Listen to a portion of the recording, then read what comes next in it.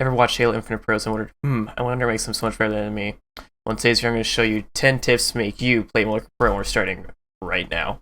First and most important thing that separates Halo pros from Joes has to be movement.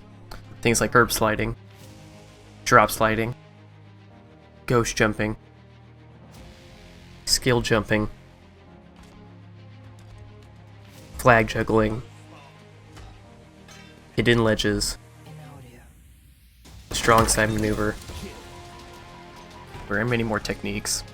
Knowing how and when to use techniques are a huge advantage to you. If you want to learn how to do any of these techniques, I'd really recommend checking out Shyway. For those who do not know him, he is a Halo analyst and caster and has been leading the charge on PC Pro mechanics. Link to his channel will be in the top right now.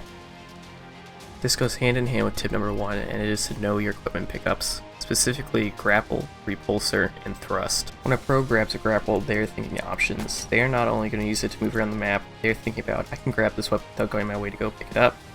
They're thinking I can play faster paced objective game modes, because I can grapple onto them and keep them in my possession for longer. When a pro grabs a repulsor, they're thinking about repulsor jumping to gain better vantage points. They're thinking about using a repulsor to get out of losing gunfights. They're thinking about shooting grenades with a repulsor to gain extra distance on them. And of course, shoot players off the map or knock them back to gain an advantage in a losing gunfight. And when a pro gets a thrust, they're thinking about movement and the outplays they can make with it. Knowing these things can be the difference between a win and a loss. In competitive Halo, the winner is often decided by the team that can use weapons they're given more effectively, and which team scavenges smarter. With the way competitive Halo is set up, it's very focused on building the best loader you can on the fly. Also, pro player doesn't just focus on practicing with one weapon and try to mania the whole game. They focus on the winning weapons, but practice with all the weapons so they can go into a gunfight comfortably with any weapon. So for this tip, practice your weapon drills in bot battles and don't just use weapons you're comfortable with. I do have a guide on how to improve your aim in Halo Infinite, so if you want to learn how to improve your aim, follow the card on screen now. Keeping with the weapons theme, our next pro tip is to memorize weapon spawns and spawn timers. This is a huge game sense advantage. If you know when a weapon will be back up after you, a teammate, or even an opponent picks up a weapon, you and your team will know how to rotate to weapons and pickups to gain an edge over your opponents. Here's a quick look on how to know when a weapon will be back up and available again. Quick little bonus tip, one thing I hardly ever see used is the AI scanner. This is an ability that all players have that will scan the area around them and show them what weapons are available or have been dropped. If you're on controller, the default button is down on the D-pad, and if you're on mouse and keyboard, the default bind is Z. It's something everyone says, and there's a reason for it. Because comms give information, and information wins games. You might be saying to yourself, but Colin, I don't have friends, so I don't play standard 4v4, so I don't need to comm. And my answer to that is, you're wrong. Even in the solo duo playlist, you can turn on public voice chat, and even if you're the only one comming on your team, that is a huge advantage for your team. If you're making useful comms, then your team can make plays that will win games. Here's an example of what I mean by useful comms. Got it. Coming to you. Got one on me. Got him. Whole team pushed. Team's got it. Another one coming. Notice how my teammate gave me useful information in those comms and did it concisely. That is how you comm correctly. But you've got to remember, the number one rule of comming is don't blame your teammates. I cannot stress this enough. It'll make them feel down and like they have to try harder to impress you, and it'll make them die pointlessly, because you can control yourself on a mic. If you find that you still really don't want to comm, then please use the ping at enemies button. It'll make your teammates' life a lot easier, and your own. One thing that pros have an advantage is being able to have a coach or better player watch their own gameplays to know what to improve on. You can do the same thing too by yourself.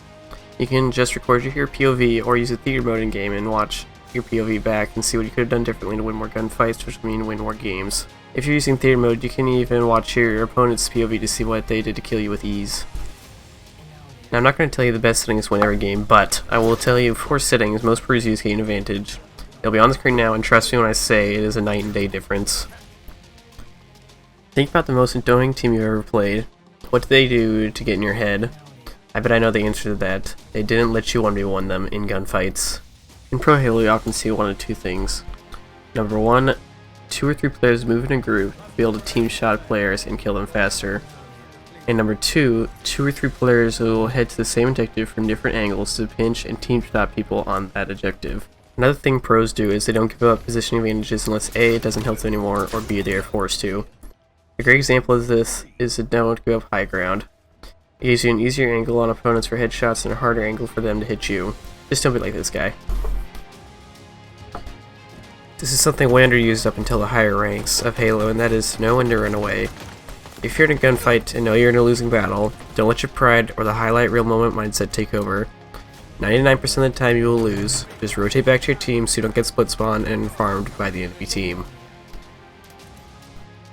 In Pro Halo, you often see players pick up an objective and then put it down, and a few seconds later go into a gunfight. The reason behind is easy math. Math? Colin, I hate math. Me too, but hear me out. Think back to tip 8.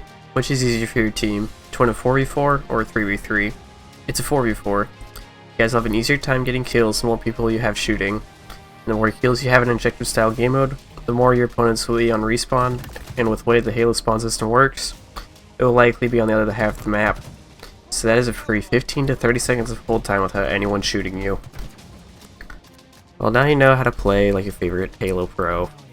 If you enjoyed this video, I have an entire playlist of Halo Infinite videos which will be on screen now. God bless everyone, I'll see you later.